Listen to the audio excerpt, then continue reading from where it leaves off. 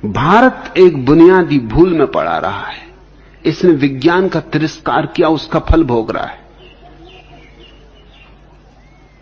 विज्ञान के तिरस्कार के कारण तुम 2000 साल गुलाम रहे हो, किसी और कारण से नहीं। और अभी भी विज्ञान का तिरस्कार किया तो तुम भ्रांति में ही हो कि तुम स्वतंत्र हो। तुम्हारी स्वतंत्रता 2 मिनट में मिटाई जा सकती है। क्या करोगे तुम अणुबम के मुकाबले? क्या करोगे तुम हाइड्रोजन बम के मुकाबले? तुम्हारी स्वतंत्रता दूसरों की कृपा पर निर्भर है, ख्याल रखना। तुम्हारी स्वतंत्रता 2 क्षण में मिटाई जा सकती है। और हमें शर्म भी नहीं आती ये कहते हुए कि फिरंगियों ने हमें गुलाम किया। तो तुम गुलाम हुए क्यों? इतना बड़ा देश, 40 करोड़ का देश, कुल 3 करोड़ संख्या वाले देश का गुलाम हो गया।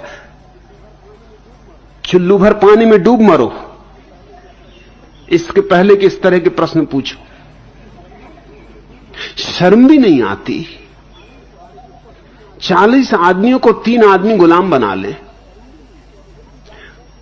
और फिर भी गाली दें कि इन दुष्टों ने हमें गुलाम बना लिया। तो तुम करते क्या रहे? तुम भाड़ झोंकते रहे? तुमसे कुछ भी ना हो सका? इतना तो कर सकते थे, कम से कम आत्महत्या करके मर ही जाते। वो भी तुमसे ना हो सका। और तुम तो आत्मा की अमरता में विश्वास करने वाले लोग, तुम्हें कम से कम मर तो जाना ही था। कुछ और ना कर सकते थे तो मर तो सकते थे। तो लाशें पड़ी रह जाती, फिर जिनको लाशों पर मालकियत करनी होती वो कर लेते, वो खुद ही भाग गए होते। लाशों की सड़ान ऐसी उठती, 40 करोड़ लाशें, जरा सोचो तो, पूरा मुल्क कब्रिस्तान हो जाता। अंग्रेज तो भाग ही गए होते। लेकिन तुम गुलाम इतने जल्दी हो गए। तुम अंग्रेजों के कारण गुलाम नहीं हुए, तुम्हारे तथाकथित ऋषि मुनियों के कारण तुम गुलाम हुए हो। और जब तक तुम ये सत्य नहीं समझोगे तुम फिर गुलाम होगे। तुम्हारे भाग्य में गुलामी है। फिर ये तुम्हारे तथाकथित ऋषि मुनियों की कृपा है कि उन्होंने तुम्हें उल्टी बातें सिखाई। उन्होंने जीवन की बुनियाद तो तुम्हें दी नहीं और जीवन के शिखर की बकवास शुरू कर दी। काखागा सिखाया नहीं। और तुम्हारे हाथ में कालिदास के शास्त्र पकड़ा दिए कि इनको पढ़ो, अध्ययन करो बेटा। काखागा आता नहीं। और तुम्हारे हाथ में सूत्र दे दिए बड़े बड़े, छोटे बच्चे के हाथ में जैसे कोई तलवार थमा दे, तो या तो वो खुद को नुकसान पहुंचाएगा, किसी और को नुकसान पहुंचाएगा। तुम दुनिया की सबसे पुरानी सभ्यता हो।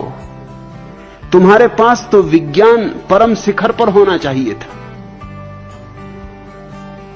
लेकिन तुम्हारे तथाकथित धर्मगुरु तुम्हें भगोड़ा बनाते रहे, पलायनवादी बनाते रहे। कहते रहे संसार तो माया है और जो होना है वो तो परमात्मा की कृपा है, उसके बिना तो पत्ता भी नहीं हिलता। तो फिरंगियों ने तुम पर कब्जा कैसे कर लिया? फिरंगी तो तुम्हारे परमात्मा से भी ताकतवर मालूम होते।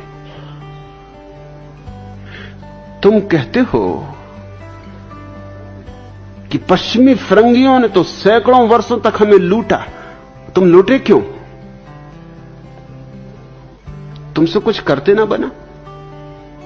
तुम इतने नपुंसक क्यों? तुम इतने नपुंसक? तुम्हारे पास वैज्ञानिक साधन न थे।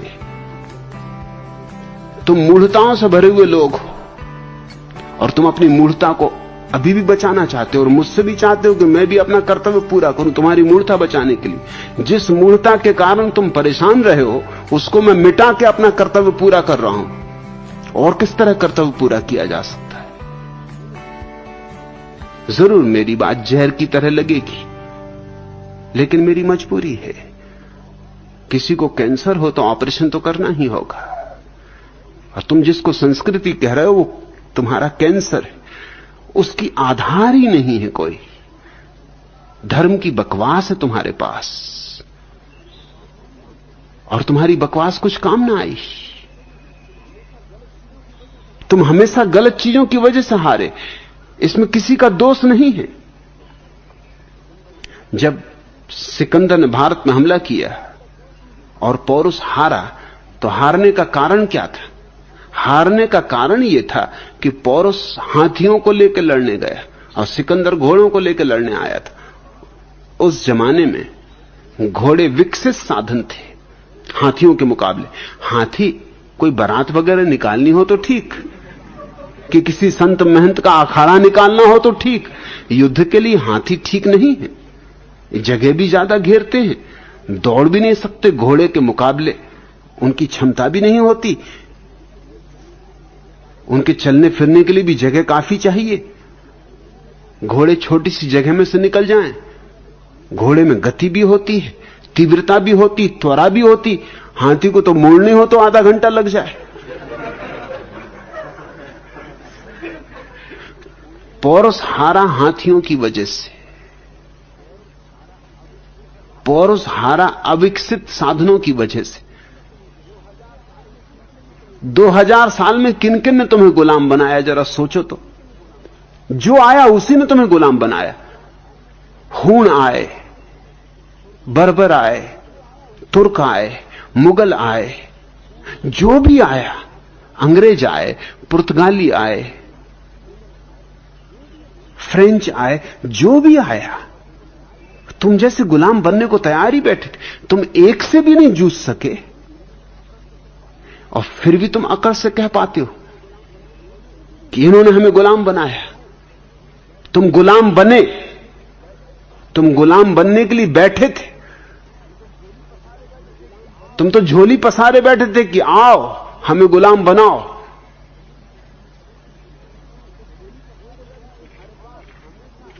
तुम्हारे पास हमेशा अविकसित साधन थे। जो भी आया उसके पास विकसित साधन थे।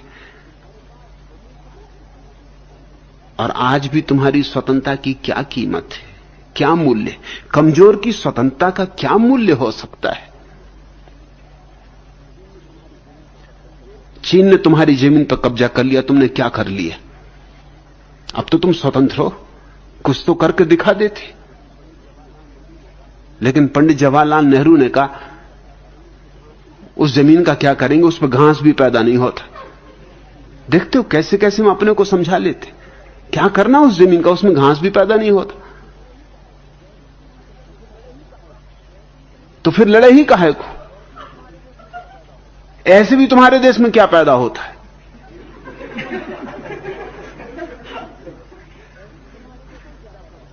कम से कम मिलिट्री को ही विदा करो, ये झंझट ही छोड़ो।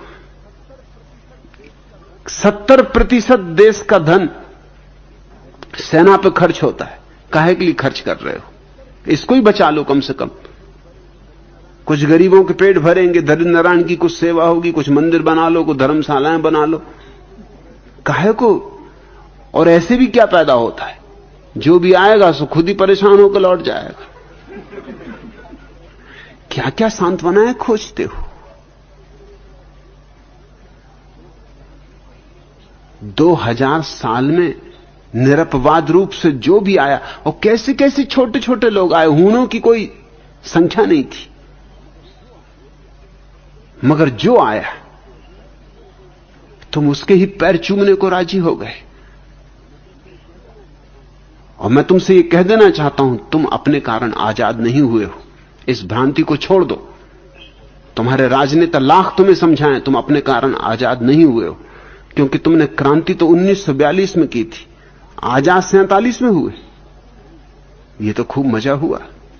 दुनिया में कभी कोई ऐसी क्रांति देखी? 1917 में रूस में क्रांति हुई तो 1917 में क्रांति हुई कि 1922 में जाके सफलता मिली? 1942 में तुमने क्रांति की और 1947 में जाकर तुम आजाद हुए। इस आजादी में तुम्हारा कुछ भी नहीं है। इस आजादी में तुम इस भ्रांति में मत पड़ना कि तुम्हारा कोई बहुत बड़ा दान है, योगदान है। इस आजादी में भी तुम पे पश्चिम की कृपा है। गुलामी भी उन्होंने दे दी थी तुम्हें, आजादी भी दे दी उन्होंने तुम्हें, और आज तुम्हारी आजादी छीनी जा सकती है। अभी चीन तुम पे कभी भी सवार हो सकता है। अगर नहीं सवार होता तो रूस के कारण, तुम्हारे कारण नहीं। और चीन सवार नहीं होगा तो रूस सवार होगा। तुम तो खच्चर हो, तुम पे कोई ना कोई सवार होगा, तुम किसी न किसी को ढोओगे। इसलिए मैं कहता हूं पहले विज्ञान, ये भूल बहुत हो चुकी, 10,000 साल में ये भूल बहुत हो चुकी। अब विज्ञान और विज्ञान की तकनीक, मगर तुम्हारे मूढ़ महात्मा तुमको समझाते हैं चरखा कातो।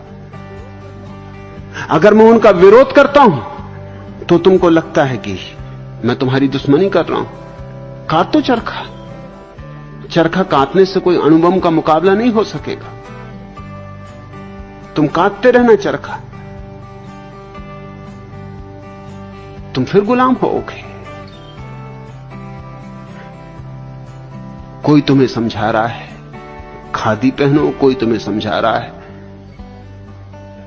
3 ही वस्त्र अपने पास रखो, कोई तुम्हें समझा रहा है ब्रह्मचर्य साधो, कोई तुम्हें समझा रहा है उपवास करो, कोई तुम्हें समझा रहा है कि सिर के बल खड़े हो, योगासन करो, कोई कह रहा पद्मासन लगाओ, सिद्धासन लगाओ। ये तुम लगाते ही रहे 10,000 साल से, और तुमने किया ही क्या। मैं तुमसे कहता हूं विज्ञान को जन्मा लो, समय रहते जन्मा लो। हमने बड़ी से बड़ी भूल जो की है अतीत में, वो थी विज्ञान को नहीं जन्माया। और हम जन्मा सकते थे क्योंकि हमारे पास कोई विचारकों की कमी न थी, चिंतकों की कमी न थी। मगर हमने चिंतकों और विचारकों को गलत मोड़ दिया, हमने उनको भगोड़ा बना दिया, पलायनवादी बना दिया। हमारे सारे विचारक और चिंतक पहाड़ों में चले गए, गुफाओं में चले गए।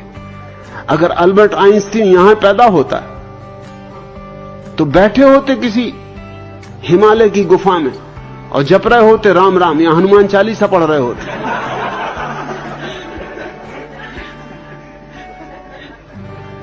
वो तो सौभाग्यशाली है कि यहां पैदा नहीं हुआ, नहीं तो तुमने बर्बाद कर दिया होता। अब हनुमान चालीसा पढ़ोगे तो ठीक है, हनुमान जैसी बुद्धि हो जाएगी तुम्हारी। इससे ज्यादा आशा भी क्या कर सकते हो।